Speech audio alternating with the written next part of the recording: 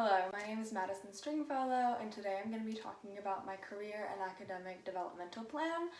I'm going to start out by saying that with any developmental plan, you want to recognize your strengths and your weaknesses first. A few of my strengths when entering the field of psychology would be empathy and compassion.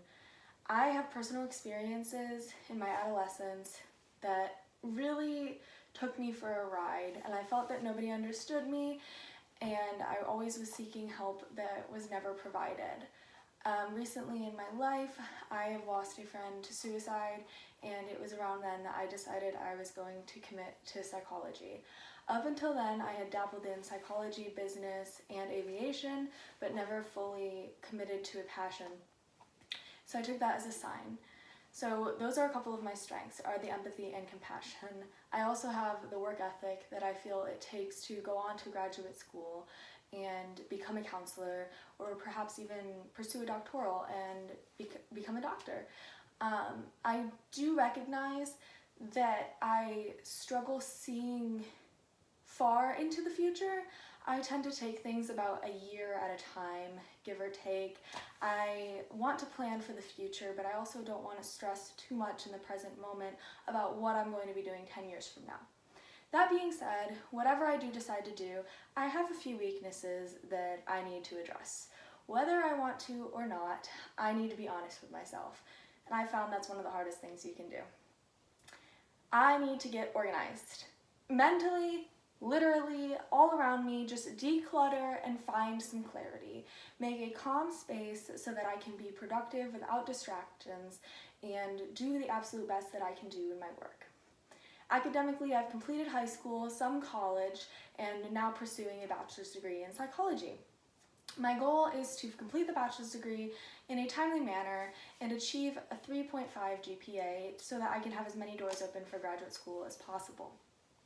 Graduate schools, well, in the foreseeable future, it is not something that I'm thoroughly looking into right now because I am a sophomore. I found that there's counseling. I'm considering counseling or clinical psychology, and depending on what state I'll be residing in, I'm predicting to be residing in California permanently by my mid-20s or late 20s when I would be pursuing a master's degree. So California State University offers a wonderful psychology program to earn my master's.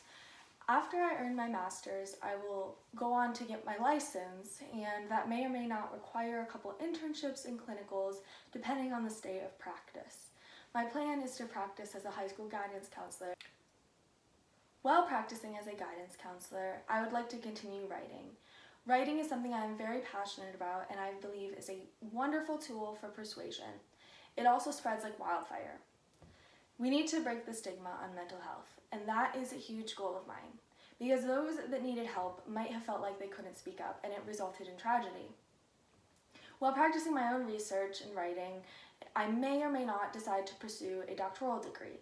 This is something that I see happening in my late 30s. I don't foresee a traditional academic path because school is not something that I would like to put my head down and trudge through for the next 10 years. I would like to spread my career out over the course of a couple decades. So if I pursue a doctoral degree, it would perhaps be in clinical psychology or neuropsychology, and then from there I would have the credentials to conduct my own research. I would also like to travel the world and collecting statistics on how mental health is treated amongst different cultures versus Western culture. There's a loneliness epidemic in the United States, and it deeply impacts the mental and physical wellness of your being. Ultimately, I want to help others individually, but break the stigma in the public. And I believe that enough education, enough writing, enough time, and enough research, we can eventually get through. With research, voices, and science, we can change the way that we view mental health and start looking at it the way that you view physical health. Thank you.